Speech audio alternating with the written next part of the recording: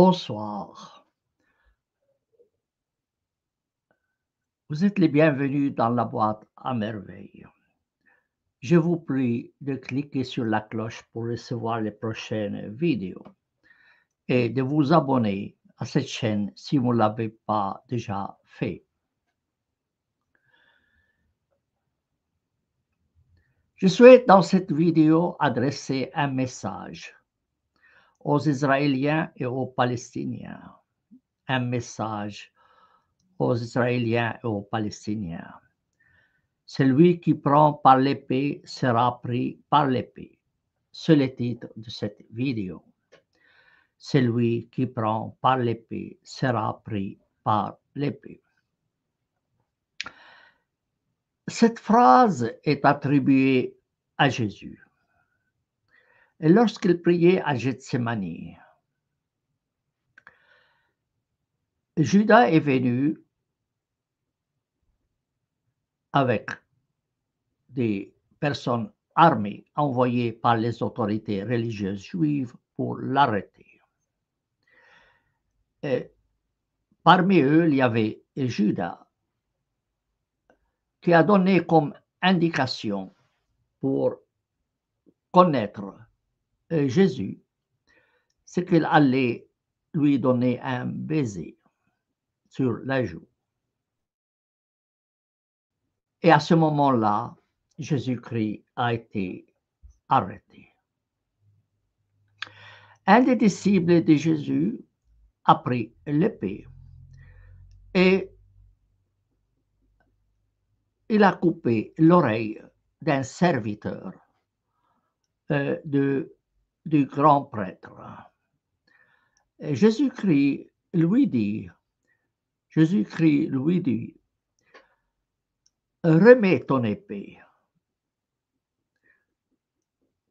Celui qui prend par l'épée sera pris par l'épée. C'est un appel à la non-violence. Aujourd'hui, malheureusement, au Proche-Orient, le sang coule à flot. Que ce soit en Palestine, en Israël, au Liban, en Syrie, pour ne citer que ces pays-là.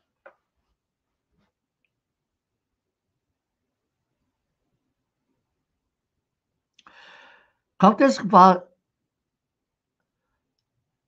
les habitants de cette région mettre fin à ce flot de sang? La violence qu'exercent les uns et les autres ne peut contribuer à la paix au Proche-Orient. Elle ne fait qu'augmenter la haine mutuelle. Il se trompe si Israël pense qu'à travers ces violences contre les habitants de Gaza pourra s'assurer la paix.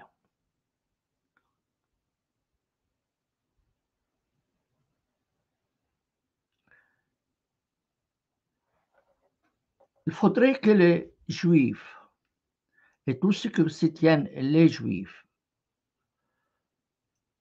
j'entends par là les Juifs qui soutiennent Netanyahou et les autorités et les pays occidentaux qui soutiennent Netanyahou, sachent que ce qui s'est passé à Gaza le 7 octobre n'est qu'une mise en scène israélienne. Vous seriez étonné de cela. Commençons par les débuts. Qui a créé Hamas? Qui a créé Hamas? Ou qui a autorisé la création de Hamas? Évidemment, Hamas est composé de Palestiniens musulmans. Il a été créé par Israël pour diviser les rangs des Palestiniens. Israël a fourni des armes à Hamas. Et avec ces armes, Hamas a tué des adhérents de Yasser Arafat. Plusieurs policiers de Yasser Arafat étaient jetés par-dessus les toits. Il est impossible d'envoyer $1 en Cisjordanie ou à Gaza si ce n'est qu'avec l'autorisation d'Israël.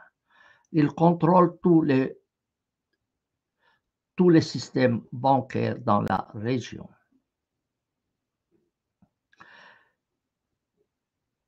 Alors, comment Hamas recevait son argent?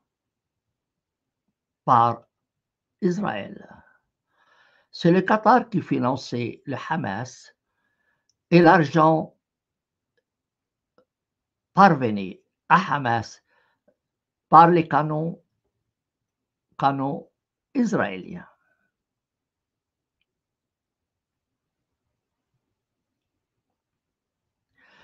Le 7 octobre,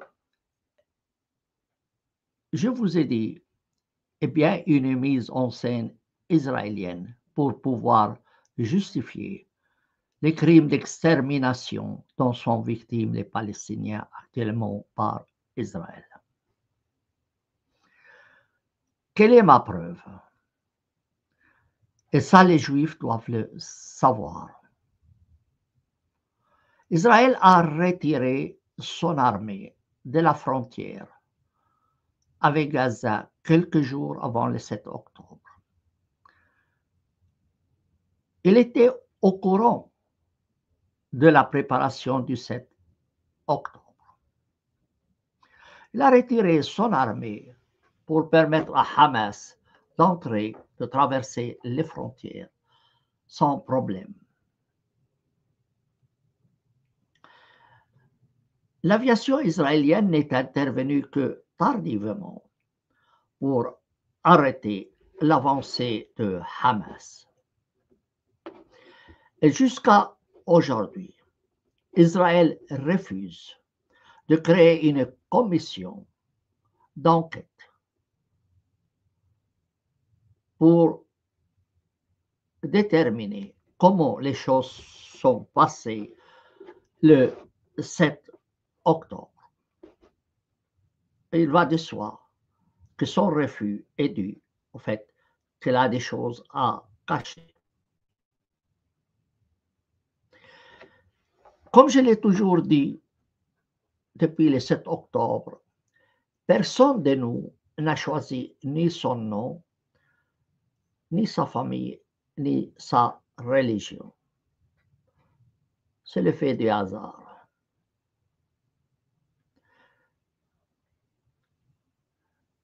De quel droit donc Netanyahou extermine 14 000 enfants palestiniens et 10 000 femmes palestiniennes, et des chiffres parlent même de 400 000 Palestiniens tués par Israël. 400 000 tués par Israël.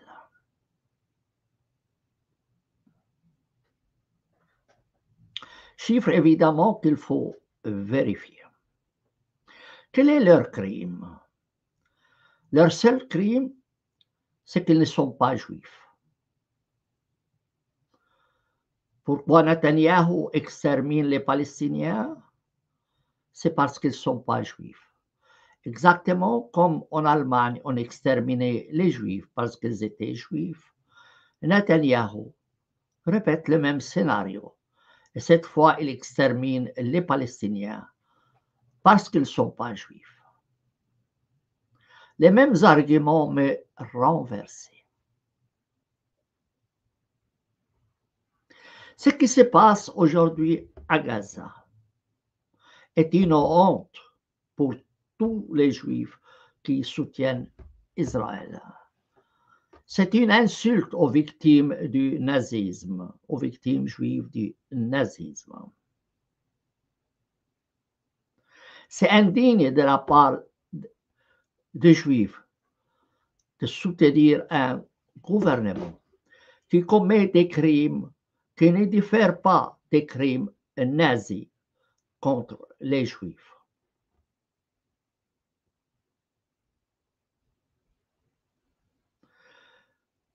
Je suis personnellement contre Israël et contre Hamas.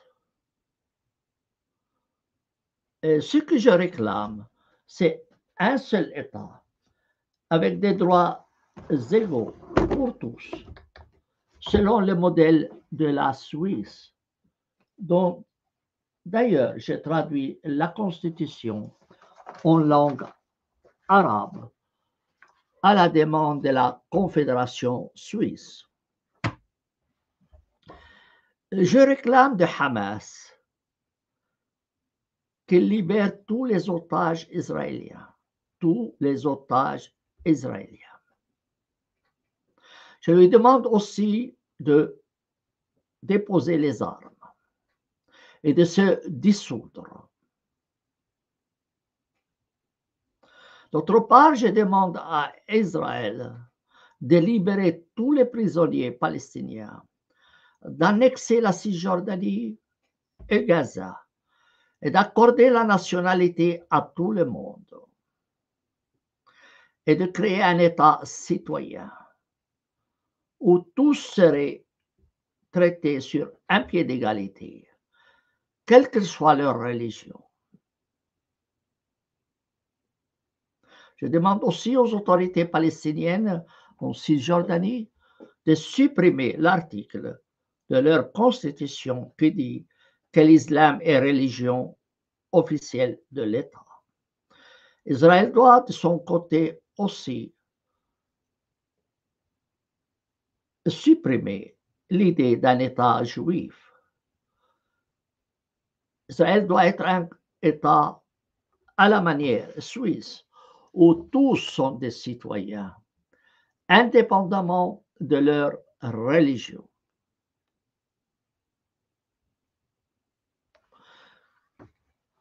Israël se trompe s'il croit qu'il va pouvoir vivre en paix dans la région en exterminant les Palestiniens, en détruisant Gaza, en détruisant les maisons des Palestiniens, en arrachant leurs arbres. Il ne fait qu'augmenter la haine d'un côté comme de l'autre. Ce n'est pas un moyen pour parvenir à la paix, mais à perpétuer l'état de guerre au Proche-Orient. Les Juifs qui soutiennent Israël doivent exiger de la part d'Israël la création d'une commission pour examiner ce qui s'est passé réellement le 7 octobre. Et ils découvriront certainement que le 7 octobre n'est qu'une mise en scène israélienne pour justifier l'extermination des Palestiniens. Si nous revenons dans l'histoire, on constatera que les Palestiniens, il y a 2000 ans ou plus, étaient plutôt des polythéistes. Certains sont devenus juifs, après chrétiens et ensuite musulmans. Et aujourd'hui même, il y a des athées. Personne n'a choisi sa religion au Proche-Orient. Personne n'a choisi sa religion. De quel droit donc Netanyahou, qui nous vient de la Lituanie? Netanyahou n'est pas de cette région. Il nous vient de la Lituanie. De quel droit Netanyahou décide de massacrer des Palestiniens? Pour le seul crime qu'ils ne sont pas juifs.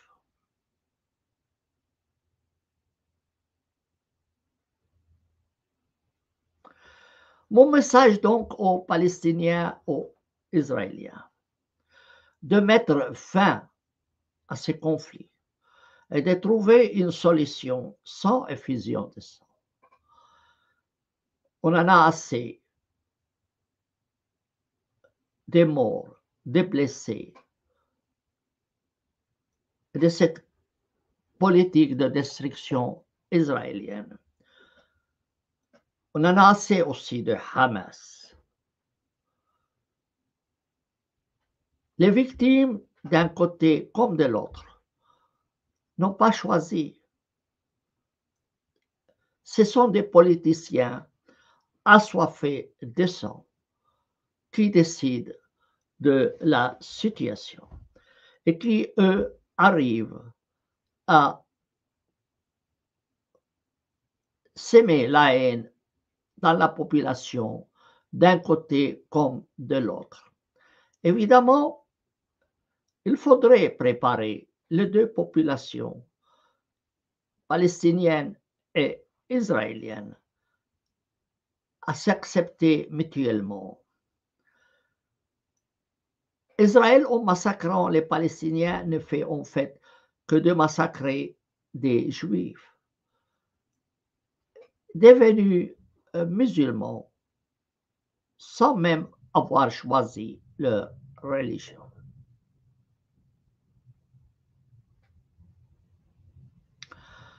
Voilà donc mon message aux Israéliens et aux Palestiniens. Mettez fin à ces massacres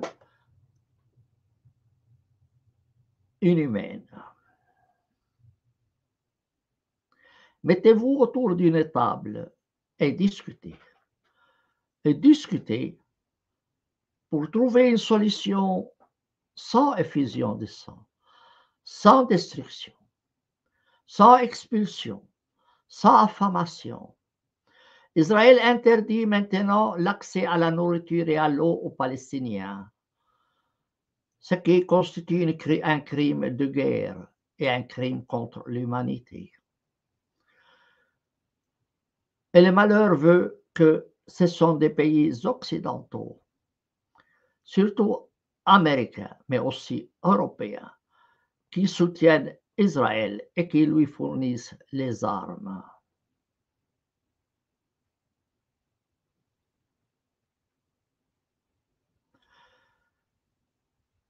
Je ne peux rien, personnellement, face à ce qui arrive dans ma région d'origine. Mais j'ai le devoir de dénoncer cette politique d'extermination, cette politique de guerre irrationnelle, stupide.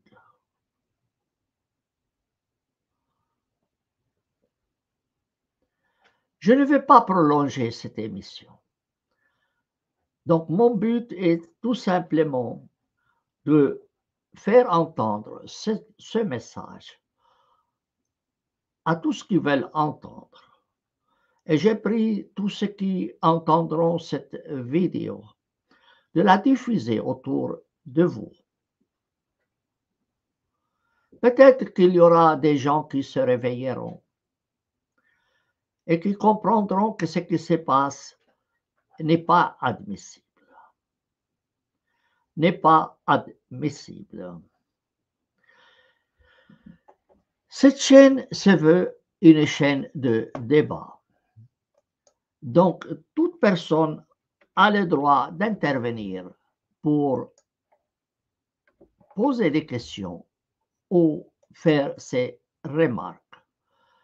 Si l'un ou l'autre de vous veut intervenir, vous avez ici le lien. Vous n'êtes pas tenu de le faire, mais si vous souhaitez le faire, vous êtes toujours le bienvenu. Et si ce n'est pas le cas, bien tout ce que je peux vous dire, c'est que nous devons avoir une pensée envers ceux qui souffrent dans notre région. quelle que soit leur religion. Chaque personne a le droit à la dignité, indépendamment de sa religion. Je constate que personne ne veut intervenir, et donc je mets fin à cette émission et je vous souhaite à toutes et à tous bonne soirée et bonne nuit. Au revoir.